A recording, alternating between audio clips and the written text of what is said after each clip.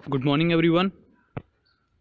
मैं अजय आपके साथ, और आज हम लोग करने वाले हैं क्लास 8th का सिविक्स का चैप्टर है। ये chapter number 7, understanding marginalisation. Okay, so इस टॉपिक में हम लोग बात करेंगे मार्जिनलाइजेशन के बारे में।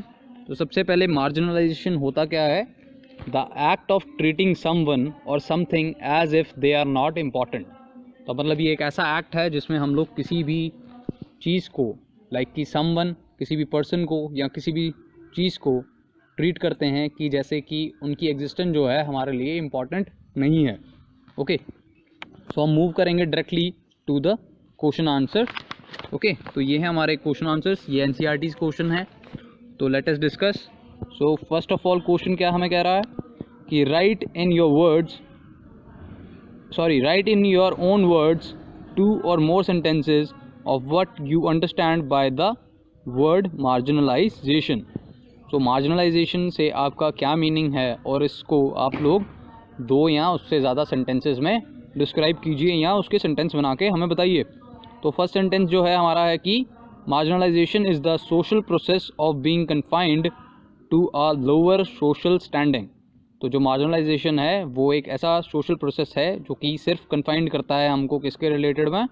लोअर सोशल स्टैंडिंग्स के रिलेटेड में। लाइक कि जो भी लोअर सोशल स्टैंडिंग्स है उनके रिलेटेड में जो सोशल प्रोसेस हमें कन्फाइंड करता है उसे हम मार्जिनलाइजेशन कहते हैं। ओके, अब हम बात करते हैं सेकंड पॉइंट इसमें, लाइक कि second sentence, marginalisation involves people being denied their fundamental rights which result in lowering their economic and social status।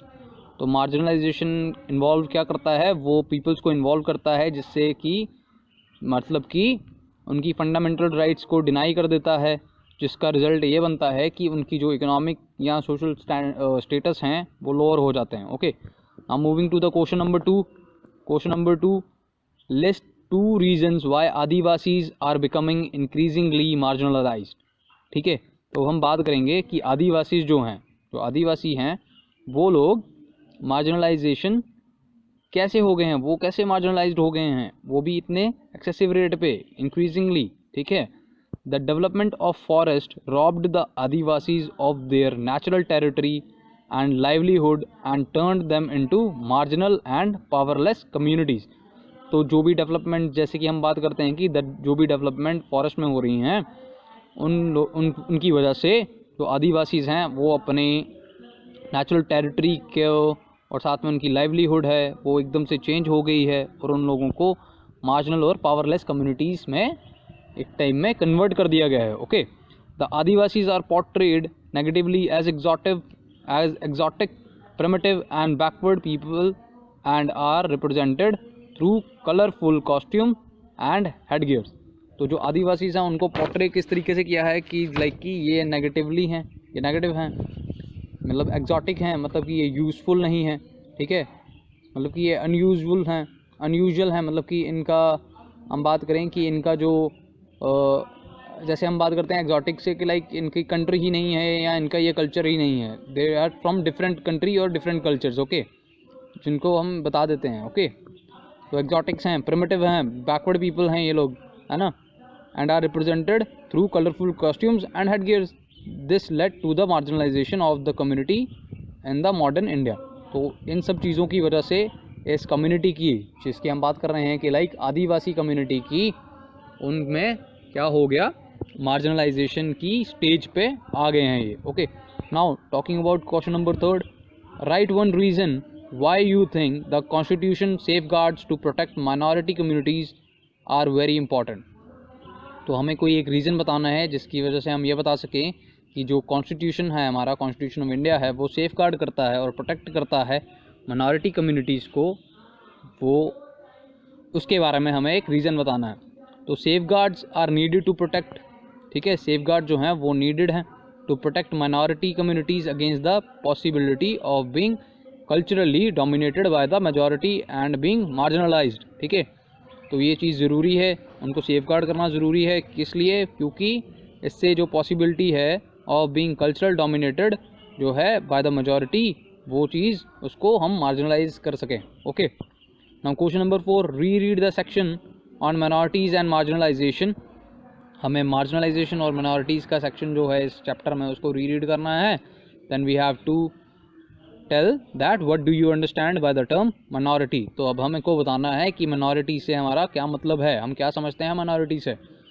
The term minority is most commonly used to refer to communities that are numerically small in relation to the rest of the population।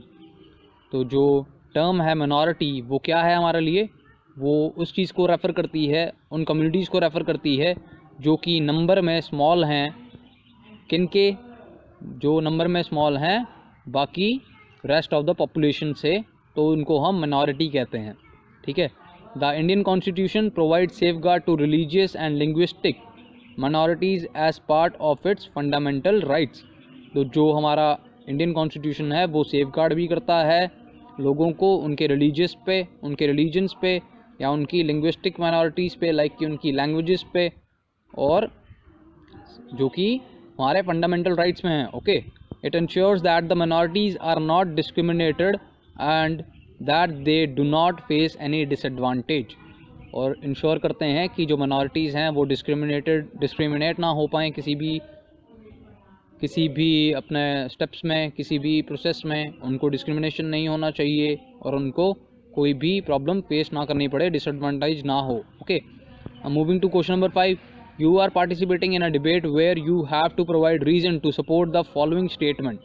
आप लोग एक debate में participate कर रहे हो और वहाँ पे आप लोगों को आपके रीज़न बताने हैं आपकी स्टेटमेंट के अकॉर्डिंग। और स्टेटमेंट क्या है, Muslims are a marginalised community, कि मुस्लिम्स जो हैं वो एक मार्जिनलाइज्ड कम्युनिटी है।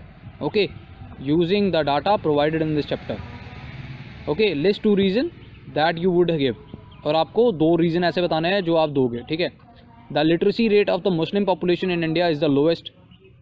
Okay, it is only 59%। जो लिटरेसी रेट है हमारे इंडिया में जो कि मुस्लिम पॉपुलेशन का है वो सबसे लोएस्ट है, वो लो है, और जो कि सिर्फ हमारा कंफाइन करता है 59%। It is only 59%, 43.2%। ठीक है, 43.2% of Hindus have access to electricity while 30% of Muslims have access to electricity. कि लाइक हमारे इंडिया की अगर हम बात करें, ठीक है, परसेंटेज में, तो 43.2% हिंदूज़ हैं जिनको इलेक्ट्रिसिटी का एक्सेस है, जिनको इलेक्ट्रिसिटी मिलती है या उनके पास एक्सेस है इलेक्ट्रिसिटी का। Okay, they can use it, while only 30% of Muslims have access to electricity. और यहाँ तक कि सिर्फ 30% मुस्लिम लोगों के पास ये एक्सेस है। The above statistics support the statement that Muslims are a marginalised community in India. Okay, तो ये जो स्टेटमेंट है जो हमने आपको सुनाई है अभी, तो ये स्टेटमेंट हम कह सकते हैं कि मुस्लिम्स को मार्जिनलाइज कम्युनिटी करने के लिए ये स्टेटमेंट है। ठीक है।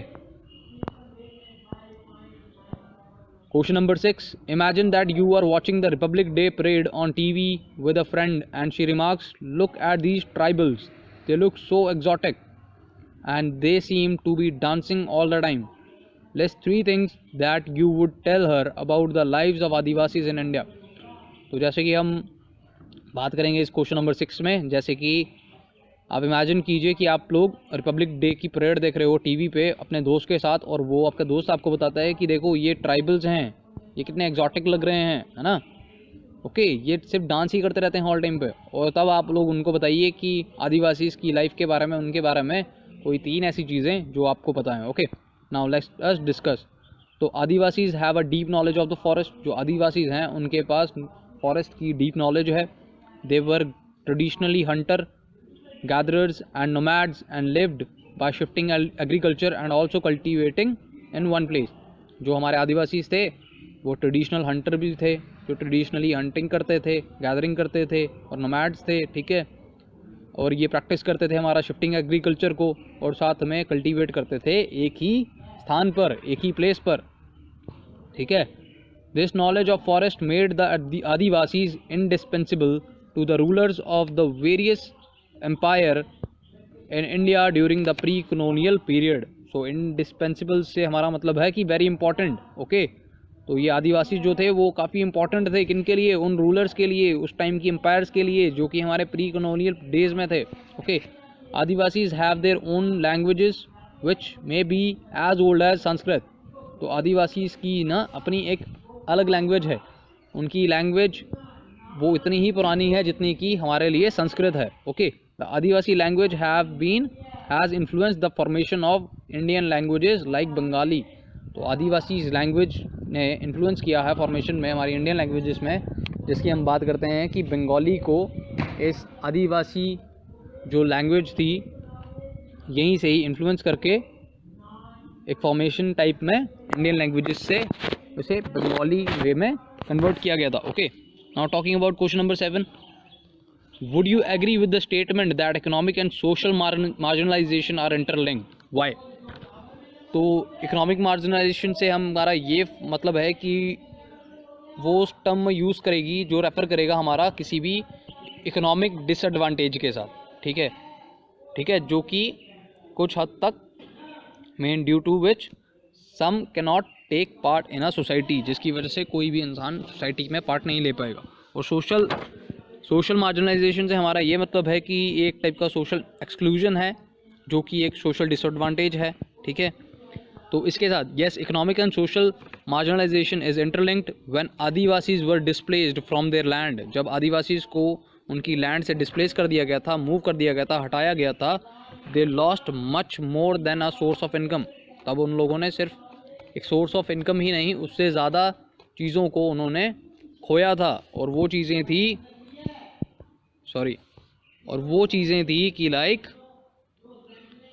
कि they lost their tradition and customs, a way of living and being. उन्होंने अपना ट्रेडिशन, अपना कस्टम, उनका लिविंग स्टाइल, उनके जीने का तरीका, सब कुछ खो दिया था। Destruction in one sphere impacts the other, कि कोई भी डिस्ट्रक्शन एक स्फेयर में होगी तो वो बहुत सारी चीज़ों को तबाह करके जाएगी, या उसका इम्पैक्ट जो होगा वो बहुत सारी चीज़ों पे भी होगा, वो सिर्फ एक स्फेयर पे नहीं होगा, वो सब जगहों पे होगा। तो इसी के साथ ये चैप्टर अंडरस्टैंडिंग द मार्जिनलाइजेशन ये यहीं पर ही समाप्त होता है। तो मैं आपसे लूँगा इजाज़त। धन्यवाद।